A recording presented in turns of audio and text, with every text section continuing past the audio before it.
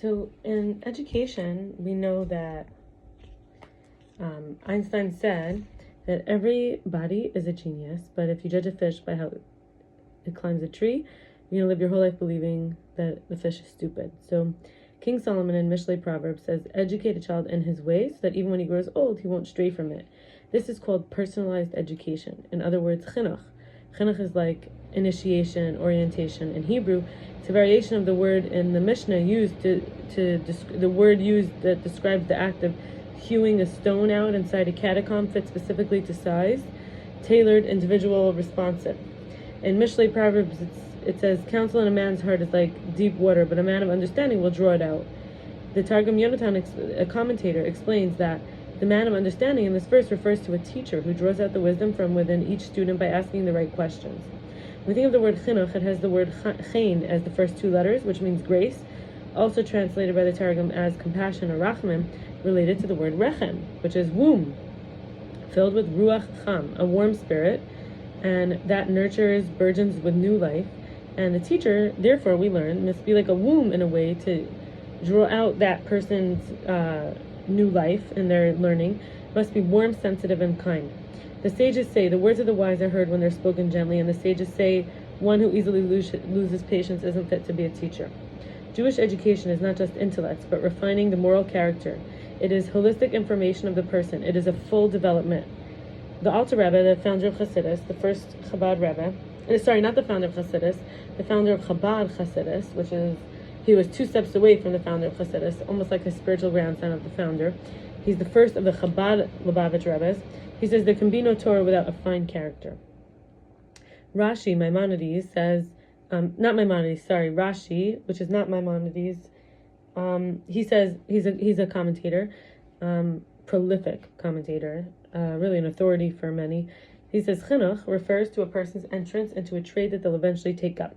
The sages teach that derech eretz kadma l'Torah, common decency, or just basic what we call like common courtesy, dignified behavior, comes before learning or higher knowledge.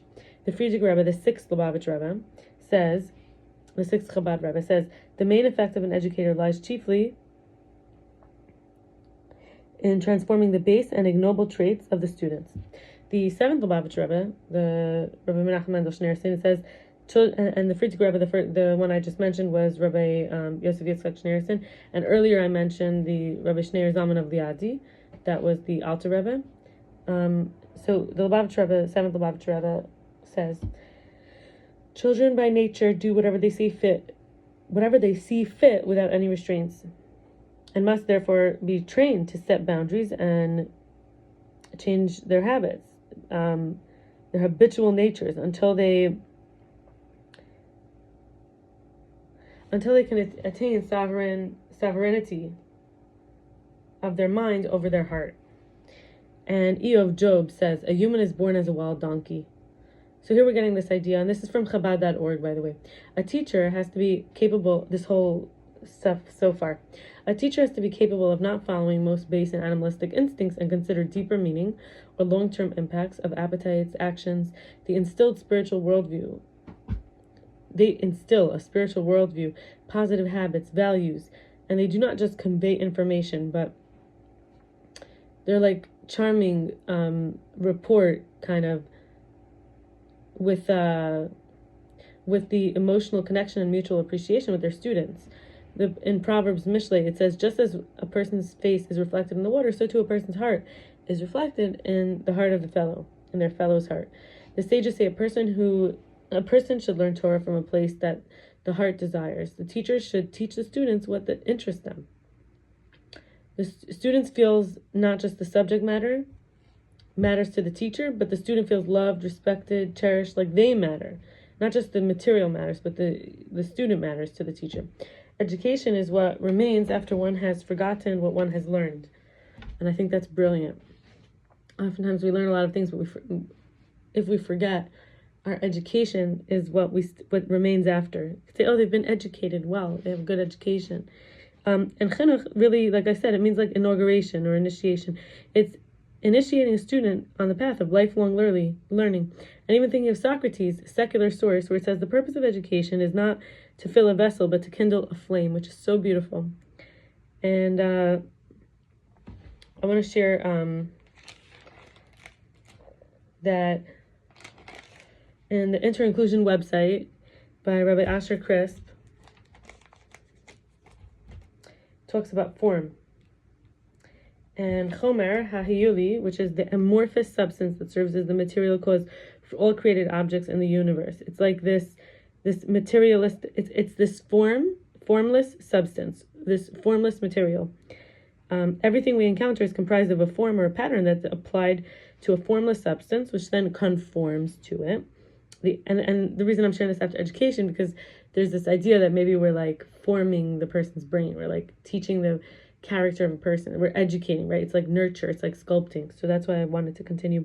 So the abstract material substance by itself retains the potential to morph into any shape. It's like what we call prototyping or provisional.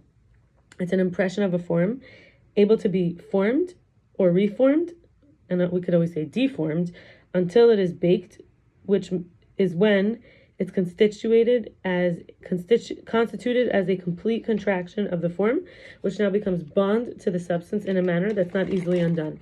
So until then, it was able to keep being like molded, and then it's like you put the pottery in the clay into the kiln, and it becomes a pottery, and you can't easily, you can't any longer keep playing around with it like it's clay.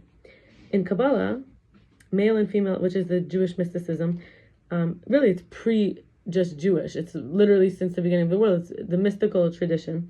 Male and female dynamics in the Torah are sometimes read as form and matter relationships. Let's go in a little deeper. Mochin the Abba, the mentality of the father, and Mochin the Ima, the mentality of the mother, are pattern and form. Pattern, we know, kind of sounds like pattern form, which is like a father, paternal, right? We say pater. And material or substance is matter. We think of mother, mater. So it even sounds like that, like maternal and paternal. We have pattern, paternal, and matter, which is material. So pattern is like the form, and the material is like the substance. The betrothal is engagement, the shaping of the dough, and marriage is so first you have betrothal, which is erusin or kedushin. It's really just the engagement aspect, the shaping of the dough. But then you have the marriage. So that's nesuin or the chuppah. It's a ceremony. It's like the actual baking. In Hasidic custom, it keeps the engagement time to a minimum and preceding the wedding, so the rising dough doesn't have time to deform. However, some people, they get engaged for 2 years, 3 years. It's their fiance for a long time. So this idea that we don't want it to rise too much, and then it's possible it could deform. So, and Aristotle had a view, and here again a secular source, that all matter and energy is conserved, nothing new under the sun. And the idea is that the sun is a cosmic recycling machine. Matter turns to energy, back to matter, in a fusion bakery, but there's no new matter or new energy. Versus there's this transcendent view, which is that there's a source that permits continuous recreation. The sun is representing a creation of something from a pre-existing something, not something from nothing. In other words, so basically, things are being recreated.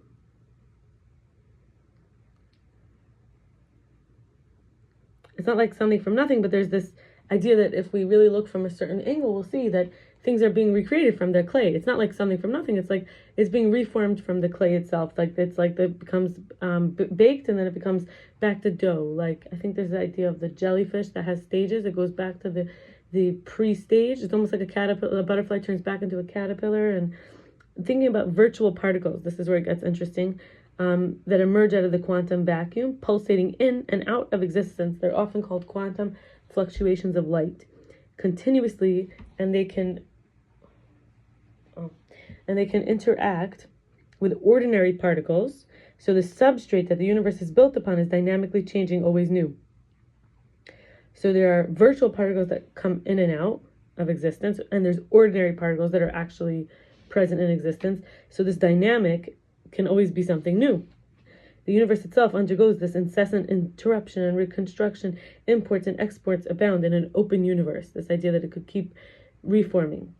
And when we don't fall into the false consciousness of only appearances, enduring, and so specific forms that are enduring. So basically, if we don't think that this, it's often in Hebrew we call it olam shekar, the world of falseness. Basically, they're not real forms. If we trust the forms too much, we're gonna get stuck in the appearances that the sun illuminates.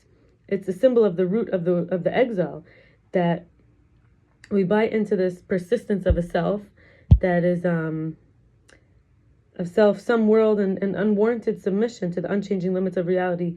But we live, so basically this idea that we have to stay exactly the same, or that we were made to be, and we can never be like redeemed from that form or that pattern. And basically, when we think something physical, the appearance is persisting, this form is specific form endures, and it's not like we think we could even grow or transcend. That's what really exile is, the root of exile. However, we could, the redemption is that we can live in a constantly reoccurring universe, whether the first way we looked at it through chinuch, like through our education, or the second way we looked at it through literally like connecting with this view that things are able, that life is like this, like the matter and the form are kind of like the dough, and they keep coming together in new ways. And that could be something to really like experiment with, I think, for the rest of life, for the rest of our life, because we're also coming in and coming out. Like, we're also able to find ourselves in matter, in form, as a conscious observer and experiencer. Anyway, have a good night. Bye.